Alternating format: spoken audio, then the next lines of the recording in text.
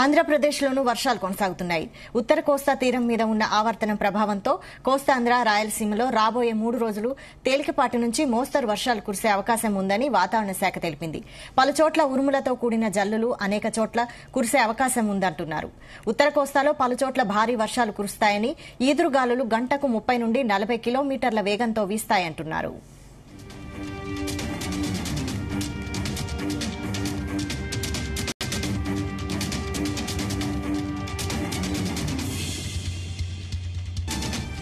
రాష్ట్రంలో ఇవాళ వర్షాలు పడతాయని వాతావరణ శాఖ తెలిపింది. పార్వతీపురం మన్యం, అల్లూరి సీతారామరాజు, డాక్టర్ బీఆర్ అంబేద్కర్ కోనసీమ, తూర్పుగోదావరి, పశ్చిమ గోదావరి, ఏలూరు, కర్నూలు, నంద్యాల జిల్లాల్లో అక్కడక్కడ పిడుగులతో కూడిన తేలికపాటి నుంచి మోస్తరు వర్షాలు కురిసే అవకాశం ఉందని తెలిపారు.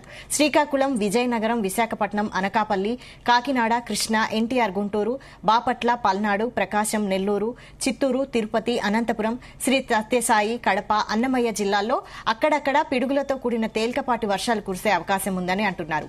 అక్కడక్కడ భారీగా వానలకు అవకాశం ఉందంటున్నారు.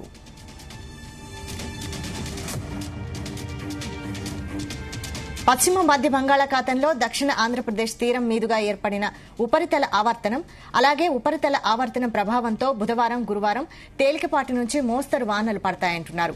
కొన్ని జిల్లాల్లో భారీ వర్షాలు పడతాయంటున్నారు.